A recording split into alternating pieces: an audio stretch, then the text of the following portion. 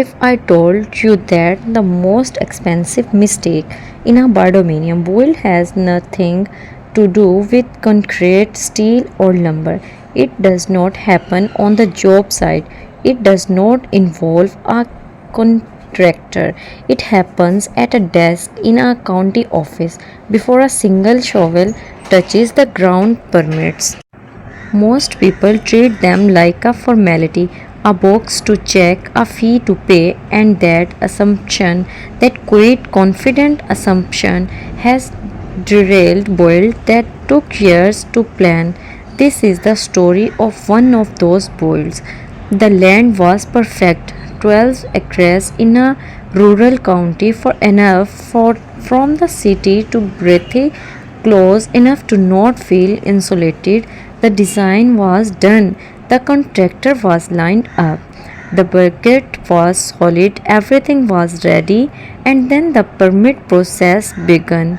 The first application came back flagged the setback requirements for the property, how far the structure needed to sit from the road and the property lines were stricter than anticipated, not impossible, just different from what the plans accounted for. So the plans were resubmitted. The second reviews took 3 weeks. Then it came back with the new issue. The county had recently reclassified the land's zoning and the intended use, a primary residence combined with a small workshop, triggered a conditional use permit, a separate processes, a separate fee, and a public notice period where neighbors could formally object. On it, not because of anything malicious, just a misunderstanding about drainage and runoff concerns. But that objection triggered a hearing, and that hearing pushed the timeline back by 2 months. By the time the permits cleared, the contractor had taken another job. Material prices had shifted, and the emotional toll, the quiet, resting weight of bureaucratic uncertainty had done something that no construction problem could do. It made the owners question whether to continue at all.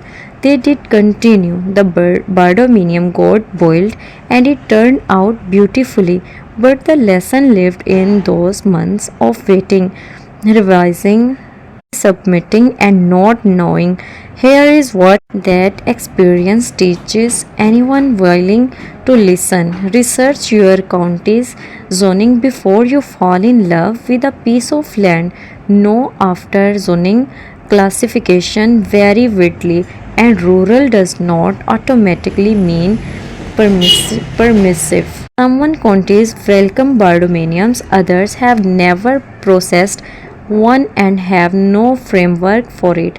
That alone can add months. Understand setback requirements before finalizing your floor plan. Moving a structure 20 feet on paper is an afternoon.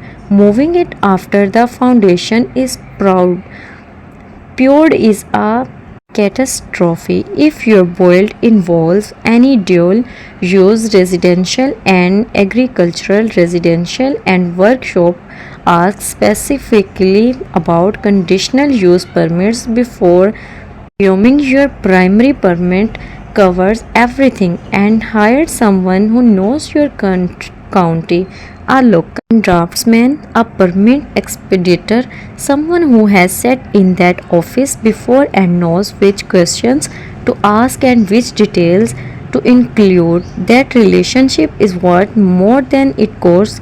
Now, some of you watching this noticed the images in this video are AI generated, and maybe that gave you pause. Maybe you wondered whether the research behind them is just as artificial. That's a fair instinct. But consider this, the permit story you just heard is real. These mistakes are documented, the delays happened, The hearing happened, the contractor walked, none of that was generated. It was gathered, verified, and structured specifically to save you from living it yourself.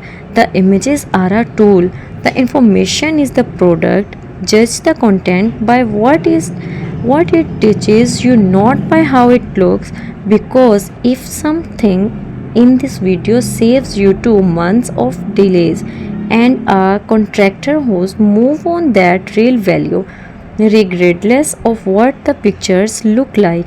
Does not skip the permits, don't assume, and don't let a desk decision undo everything you built in your head.